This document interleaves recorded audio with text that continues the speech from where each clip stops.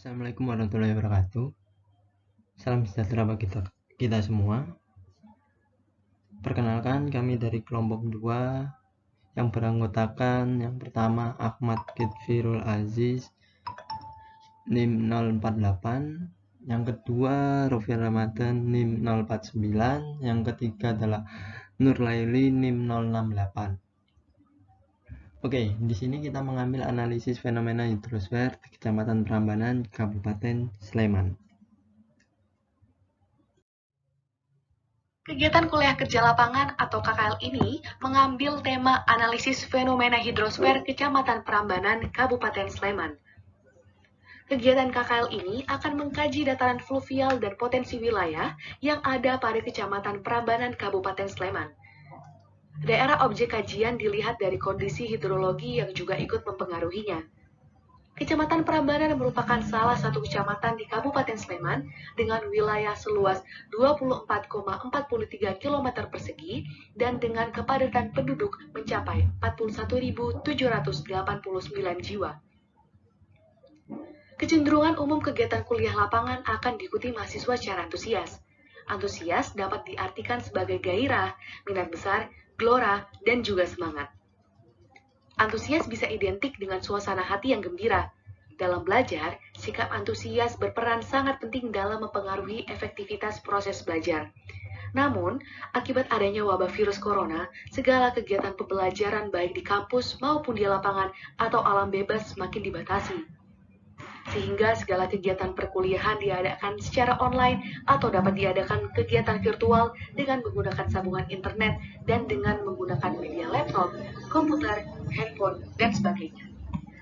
Dengan demikian, observasi lapangan daerah Kecamatan Prambanan, Kabupaten Sleman tidak dapat berjalan dengan baik, sehingga mahasiswa harus mencari studi literatur mengenai fenomena geosfer wilayah Kecamatan Prambanan, Kabupaten Sleman tersebut melalui beberapa jurnal yang sudah diteliti dan dibimbing oleh dosen pengampu mata kuliah agar laporan akhir dapat bermanfaat bagi mahasiswa serta dapat bermanfaat bagi pembacanya. Terima kasih atas penjelasannya dari Mbak Nur Laili. Sekarang kita masuk ke rumusan masalah. Yang pertama adalah bagaimana potensi air tanah di wilayah Kecamatan Prambanan, Kabupaten Sleman. Ini yang kita ambil, rumusan masalahnya. Yang kedua ada tujuan. Tujuan yang pertama adalah untuk mengetahui kondisi geografi wilayah Kecamatan Prambanan, Kabupaten Sleman.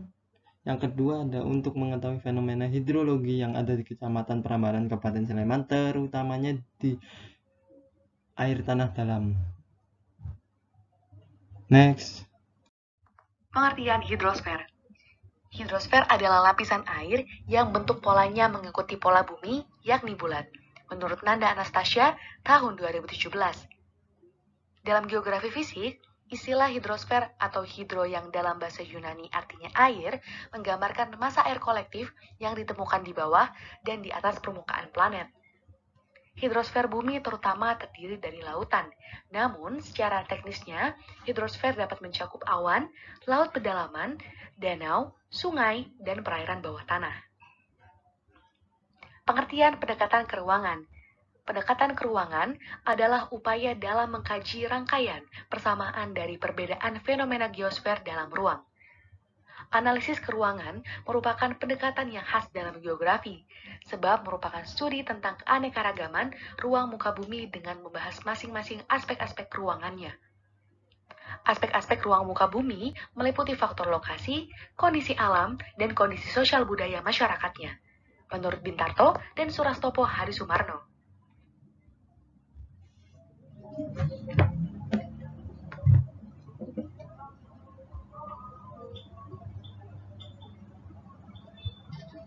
Pengertian hidrogeologi. Hidrogeologi adalah bagian dari hidrologi atau subsurface hydrology yang mempelajari distribusi dan gerakan aliran air di dalam tanah atau batuan pada bagian kerak bumi dan umumnya pada aquifer atau lapisan pembawa air. Istilah geohidrologi sering ditukar pakaikan dengan hidrogeologi. Beberapa perbedaan kecil antara ahli hidrologi dan insinyur hidrogeologi adalah penerapannya di bidang geologi atau pada terminologi geohidrologi dan seorang ahli geologi yang menerapkan ilmu hidrologi atau hidrogeologi. Daur hidrologi air merupakan kebutuhan yang sangat penting bagi semua makhluk hidup, termasuk manusia.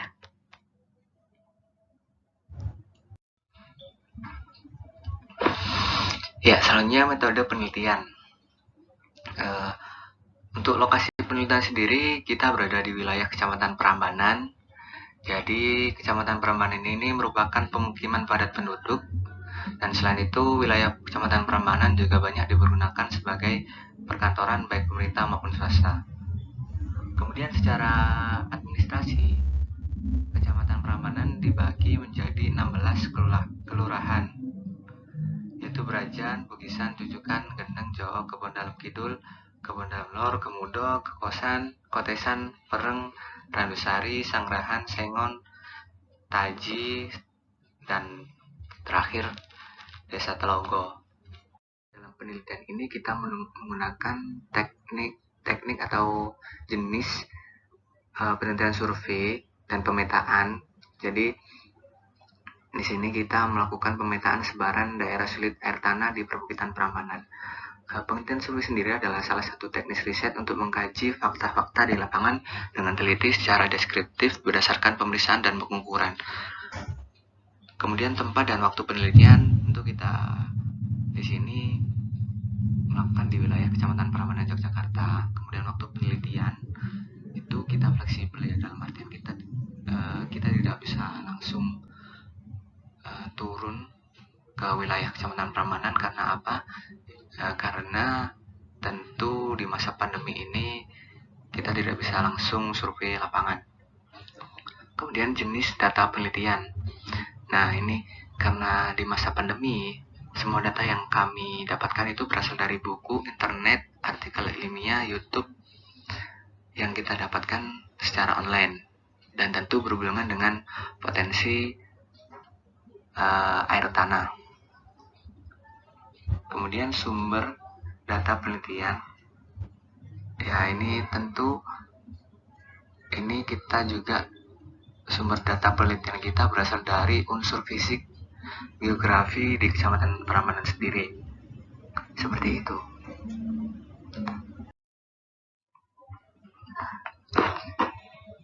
Nah, untuk teknik pengumpulan data kita ada dokumentasi, yakni melakukan pencatatan berbagai dokumen yang ada. Teknik ini dilakukan untuk memperoleh data tentang kondisi geografis Kecamatan Prambanan. Jadi kita mengambil sampel-sampel foto dan kita membuat peta tentang salah satunya adalah das dan potensi air tanah itu sendiri.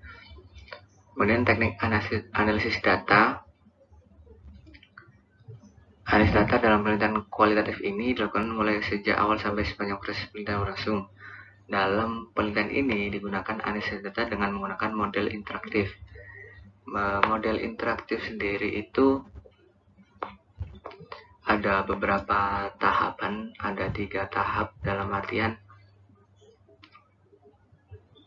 ada yang pertama yakni reduksi data sebagai proses pemilihan. Jadi perhatian atau penyederhanaan atau pengabstrakan dan transformasi data yang ada di lapangan, kemudian kita himpun dan kita sederhanakan dan disimpulkan. Kemudian penyajian data. Ya, ini penyajian data ini kami menggunakan peta. Dari peta itu nanti kita masuk ke tahap yang ketiga, yakni menarik kesimpulan. Jadi dari hasil reduksi data dan penyajian data tersebut kita dapat menyimpulkan pemetaan potensi air tanah di Kecamatan Prambanan, seperti itu. Masuk ke pembahasan. Yang pertama kita akan melihat batas administrasi dari Kecamatan Prambanan, Kabupaten Sleman. Kecamatan Prambanan merupakan salah satu kecamatan di Kabupaten Sleman dengan wilayah seluas 24,43 km persegi dengan kepadatan penduduk 41.789 jiwa, dan tadi sudah dijelaskan di metode juga. Sekarang perbatasan batas administrasi yang berbatasan langsung dengan Kecamatan Prambanan. Yang pertama di daerah utara ada perbatasan langsung Kecamatan Prambanan, Kabupaten Sleman berbatasan langsung dengan Kecamatan Kalasan di daerah utara. Di daerah timur berbatasan langsung dengan Kecamatan Prambanan juga, tapi beda kabupaten.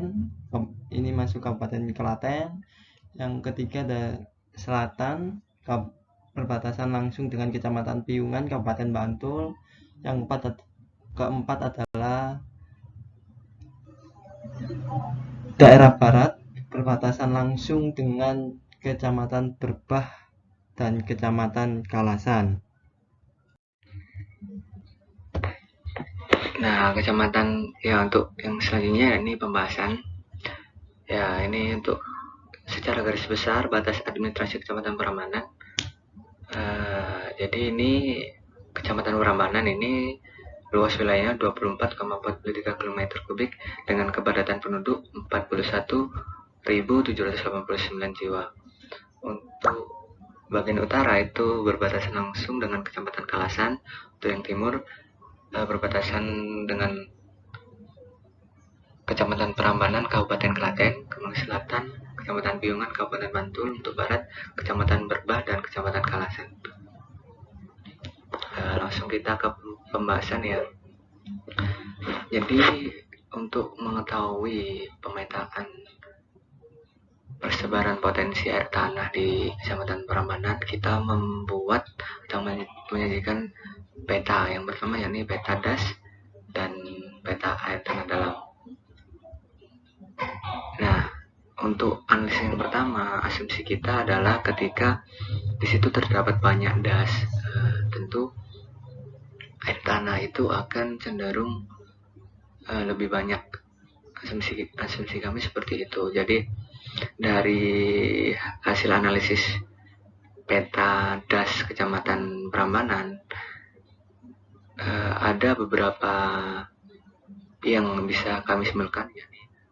Yang pertama, ada 3 sungai utama, yakni Sungai Inti Metilen, Sungai Utaman, dan Sungai Induk. Ya. Nah, tentu das tersebut mempengaruhi potensi air tanah di Kecamatan Prambanan. Nah, terutama salah satunya adalah Sungai Opak, yang merupakan sungai induk yang melintasi Kecamatan Prambanan. Nah, Sungai Opak ini memiliki panjang sungai sekitar 60 km, dimulai dari hulu melewati wilayah Kecamatan Prambanan. Dari hasil parameter kualitas air yang diukur meliputi fisik, suhu, salinitas, kedalaman, kimia, dan mikrobiologi. Dari hasil tersebut diketahui kualitas air muara Sungai Opak parameter amoniak berkisar antara 0,02 sampai 0,06 mg per liter. Kemudian parameter nitrat berkisar antara 0,34 sampai 0,8 mg per liter, dan fosfat berkisar antara 0,06 sampai 0,46 mg per liter. Dan yang terakhir, total kaliform antara 30.825 koloni per 100 mili. Nah, dengan demikian status mutu kualitas muara Sungai Opak dapat diketahui, yakni sudah tercemar sedang. Nah, dari peta das ini kami dapat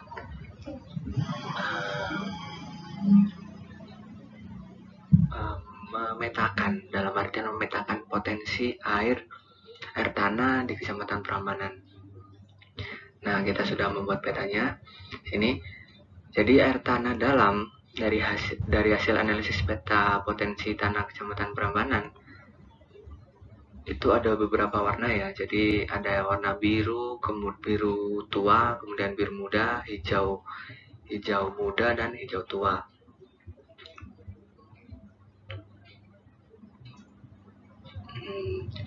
Di situ bisa kita lihat dan bisa langsung kita tarik kesimpulan.